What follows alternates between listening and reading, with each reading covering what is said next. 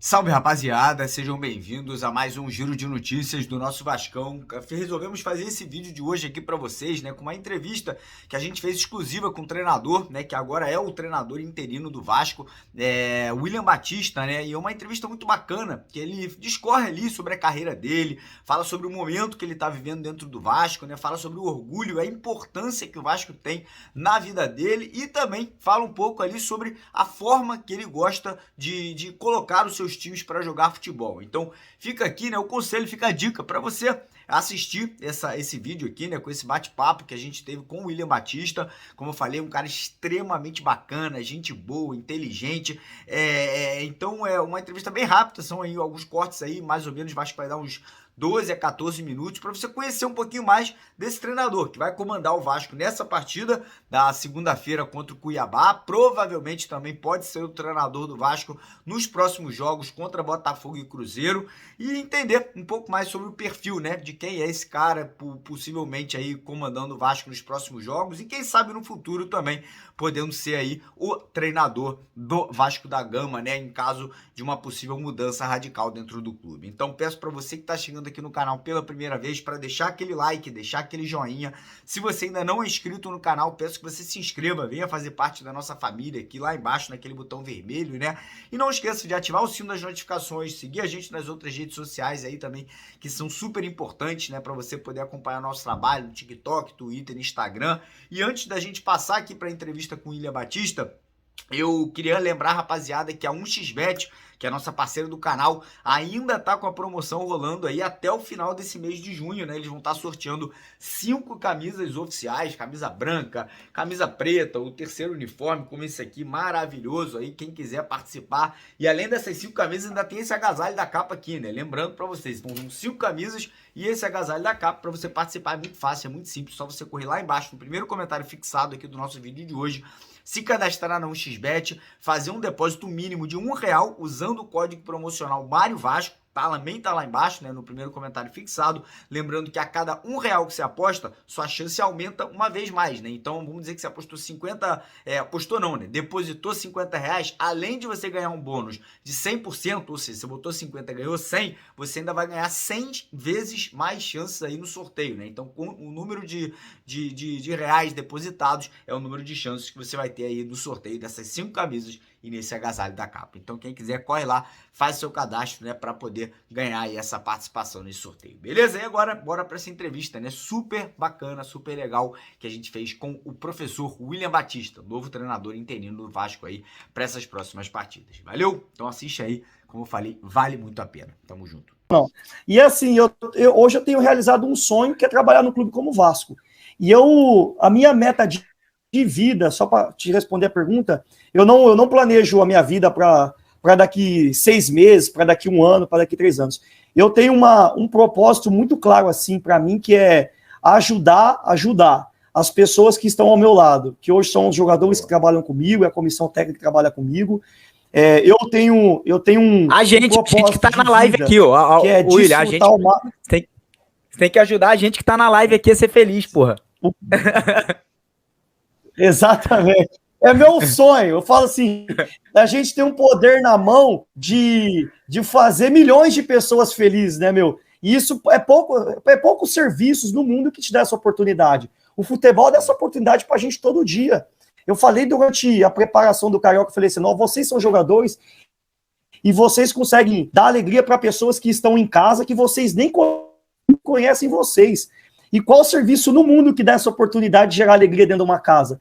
Né? Às vezes é uma casa que tem dificuldade financeira, que tem dificuldade até de se alimentar, mas que num final de tarde o pai e o filho se reúnem para ver um jogo. Sim. E isso é um poder que a gente tem enquanto profissão, né? E eu aprendi uma coisa, eu acho que assim, quando a gente desfruta do que a gente faz, quando a gente tem paixão no que a gente faz, quando a gente gosta de fato do que a gente faz, a gente está muito mais próximo de atingir o êxito em tudo aquilo que a gente for fazer na nossa vida, do que a gente só almejar, do que só a gente ter ambição. A maioria das pessoas, elas vão só pela ambição, né? Ah, eu sei o que eu quero, mas poucas sabem como viver para chegar no que quer, né? Então, eu tenho buscado muito isso, sabe? Desfrutar, aproveitar, dar alegria, igual você falou, para a torcida conseguir fazer isso, que o torcedor sinta orgulho quando a nossa equipe jogar. Eu acho que se isso acontecer, eu tô mais próximo de atingir grandes objetivos da minha vida profissional. A gente tem visto agora, nesses últimos jogos do Campeonato Carioca, tem acontecido gols, assim, eu tenho falado muito para eles que cooperar e ser solidário é algo importante para o jogo deles, né? Que quanto mais eles cooperarem uns com os outros, mais o companheiro vai jogar e mais ele próprio vai jogar, e o Vasco vai crescer em cima disso, né? Que é o grande objetivo. Então eu vejo esses pontos.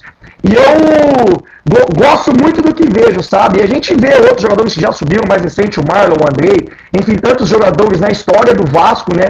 Que tem um perfil muito parecido. Em relação à segunda pergunta, eu acho assim, a influência de grandes treinadores europeus, ela foi muito forte nos treinadores brasileiros. E alguns anos atrás, os treinadores que venceram na Europa, se a gente pegar o próprio Mourinho, que venceu bastante alguns anos atrás, enfim, se a gente pegar alguns outros treinadores, tinham um viés de jogo muito físico, tinha um viés de jogo com muito confronto, com muito duelo. E o que eu penso, tá? Que muitos treinadores pegaram isso como uma fórmula e acreditaram que isso dava vitória para eles.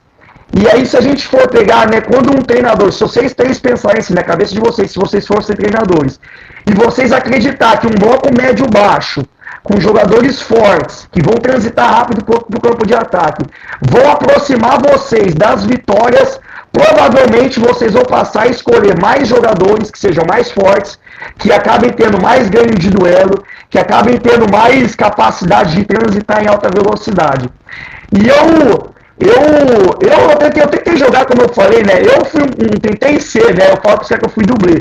Um lateral direito que não tinha força. Então eu tinha um passe até que razoavelmente bom no nível que eu joguei. E peraí, aí eu tenho um dos grandes ídolos meus é Xavi, Iniesta, Busquets, Modric, Toni Kroos. E acabou que, por exemplo, quando me perguntam assim, né? Um treinador, ele joga para ganhar. Eu falei até isso no curso da CBF. Um jogador que joga para ganhar, ele joga bloco médio-baixo e transita. Eu falei, não.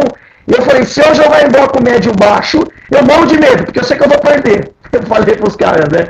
Então, a maneira que eu acredito mais próximo, que me torna mais próximo da vitória, é atacar. É pressionar alto, é ter jogadores técnicos.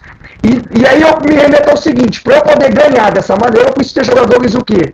Jogadores que joguem bem com a bola. Eu preciso ter um volante que saiba sair jogando, eu preciso ter um zagueiro que construa bem, preciso ter laterais que, por vezes, não são tão altos e fortes, mas são extremamente habilidosos para jogar tanto no corredor quanto por dentro. Preciso de extremos que driblem, preciso de um 9 que jogue bem entre linhas, mas que ataque espaço. E aí a minha escolha, né, por jogadores acaba se passando por jogadores mais habilidosos. A gente tem um jogador no 20, que é um jogador que eu tenho gostado muito, que é o Marlon. O Marlon é um 10, né, por histórico dentro do clube é um 10, que eu tenho colocado ele de primeiro volante, de 5. E aí tem uma frase do Van Gaal, que o Van Gaal fala, né, você quer conhecer uma equipe, olhe pro camisa 5 dessa equipe, aí você vai conhecer essa equipe, né. Então é quase que assim, né, me diga quem é teu 5, eu te direi como tu jogas, é quase que bíblico para nós treinadores, né. E de fato é verdade. Porque se você olha para o 5 de um time, você vê que ele desconstrói, que ele marca, que ele defende, que ele dá carrinho o tempo todo e que ele não joga com bola, você já sabe que essa equipe provavelmente vai ter menos a bola. E se você olha para outras equipes e vê que um 5 que joga, essa equipe vai ter muita bola. E o Marlon tem jogado muito bem, até dentro do clube tem sido uma surpresa, porque ele tem se associado, tem construído e tem defendido bem também, né? Tem uma frase do Cruyff que eu gosto de dizer, que o Cruyff fala assim, o que um jogador ele é bom e do que ele é ruim? São em distâncias. Se você colocar o Xavi, o Iniesta e o Busquets para marcar 15 metros cada um, eles são invencíveis. Se você botar eles para marcar 30 metros, todo mundo passa por todas as partes, né? E aí eu acho assim, só para me concluir, os treinadores ao longo dos anos escolheram mais jogadores que dão um bloco defensivo mais médio-baixo e transição do que jogadores que possam jogar com bola, que possam jogar se associando. A gente tinha um jogador no América, que era o Theo, que foi para os Estados Unidos agora, que é um jogador que eu gostava muito, mas é um jogador pequeno e habilidoso.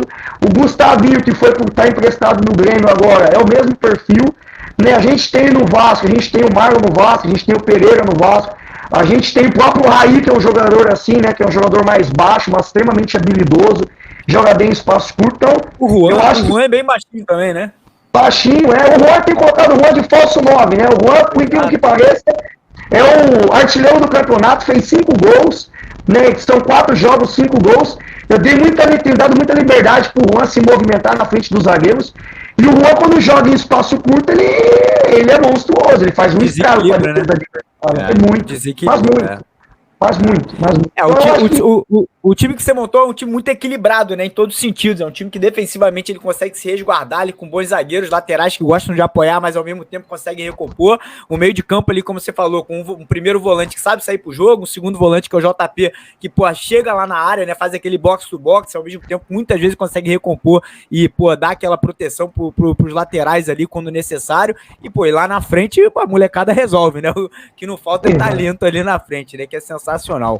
Mas, enfim, vou passar a bola aí pro Edu, pro Deco aí, se quiserem fazer algumas perguntas aí. Eu infelizmente, eu tenho que sair rapidinho, mas eu já volto aí. Deixa que o Deco mata no peito, é mole pra ele. Então vamos continuando aqui. Quer fazer pergunta, Edu? Eu queria muito fazer uma pergunta sobre essa questão, como você falou, do DNA do Vasco, né? Existe já uma, vamos dizer assim, uma coisa uníssona, né? Todo mundo falando a mesma coisa entre o profissional, o sub-20, o sub-17, o sub-15 e por aí vai, porque assim, a gente, quando se transforma em empresa, geralmente, né, isso é um padrão muito europeu, que acontece muito na Europa, da questão dos times, já desde da base, jogarem já de uma forma muito igual para não sofrer muito lá na frente. Como é que você trabalha isso na cabeça dos meninos, professor? Se a gente olhar, né, hoje para os treinadores que o Vasco tem, né, o Barbieri, o próprio Gustavo, o Calhau e o Igor no Sub-14, o primeiro ponto que a gente vai observar é que são treinadores que sentem de uma maneira muito parecida o jogo, né, e isso é um ponto que se fala pouco, se discute pouco, né, mas que é um ponto importante, porque para a primeira metodologia funcionar de fato dentro de um clube, né, se todas as equipes elas pretendem jogar de uma maneira semelhante com o jogo, a primeira coisa que precisa acontecer é que os seus treinadores, né, que eles tenham uma maneira parecida de sentir o jogo, né? Estão me ouvindo? Tô te ouvindo. Agora ele deu uma travada. Né? Travou a imagem e agora, pelo ao que parece, travou o áudio também. Ô, Deco, cara, que aula essa live, hein, cara? Que aula, verdade, que oportunidade de estar podendo trocar essa ideia com o professor William Batista, um cara extremamente estudioso, você vê que extremamente preparado, não só pelo resultado que o Vasco vem desempenhando no campeonato estadual. Vou até aproveitar enquanto o professor vai retomando aí daqui a pouquinho para voltar à live, vou até tirar ele aqui, depois ele retorna quando destravar lá. Cara, o Vasco vem com esses números aí, Deco. 4 jogos, 4 vitórias, 12 gols marcados, 2 gols sofridos. É brincadeira, irmão. É número de você poder dizer aqui, professor, claro que não vai usar esse termo, mas nós, como torcedores, podemos. É número de quem tá atropelando no campeonato. E, cara, um time que é muito bom. Daqui a pouco eu vou poder dizer isso ao professor William. Cara, o Juan é um jogador que me chama a atenção há tempos. O Juan é batatinha. Agora jogando de falso 9, se encontrando, jogando bem. Eu acho que vai ser um cara que vai ajudar muito no profissional. É agudo, não tem medo, driblador, tromba. É um jogador que é aplicado taticamente. Outro jogador que eu vou poder dizer daqui a pouco a ele, que eu sou muito fã, é o Raí, cara, que você já me viu falando. Eu me derreto falando do Raí. Eu acho que é um futuro craque que o Vasco está revelando.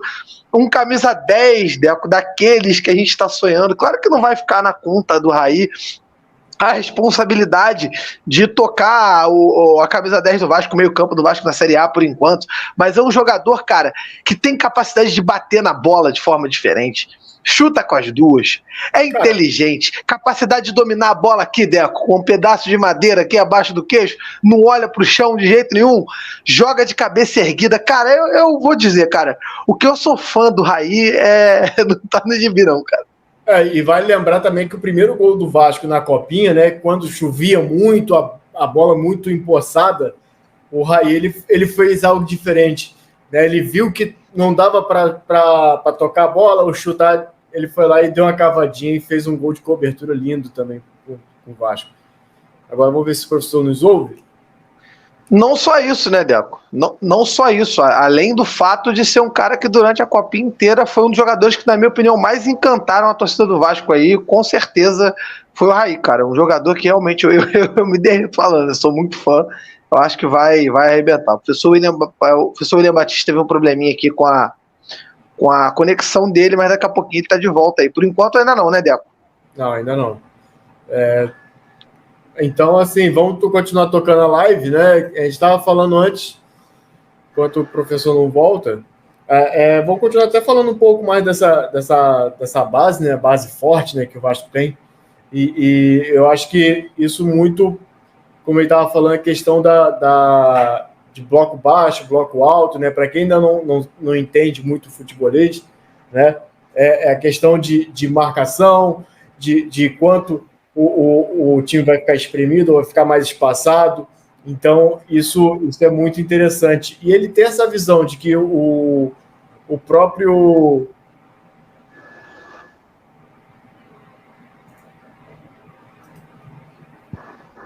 Deco da Colina tá vivo, filho? Porque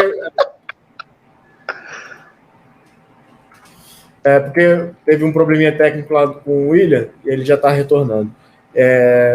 Então, assim, tá uma coisa muito bacana, né, muito interessante de falar, né? E, assim, essa coisa que até o Mário citou, né, desse padrão europeu e tal, a gente vê que o Vasco é totalmente diferente, né? A filosofia é totalmente diferente. E isso, assim, pra gente é maravilhoso. Acho que ele já voltou. Consegue nos ouvir, professor? Vamos ver aqui se ele consegue ouvir a gente. Tô ouvindo. Tá ouvindo? Show. Tô ouvindo. Deco, aí, assim, o ponto da resposta, né? A primeira coisa que eu tenho, que a gente tem que saber é que o treinador, ele sempre... Porque, assim, a metodologia é um caminho, né? Para chegar a um objetivo em comum no final. E as pessoas que vão dirigir o carro por esse caminho precisam dirigir de maneira parecida, ou sentir essa direção de maneira parecida, né?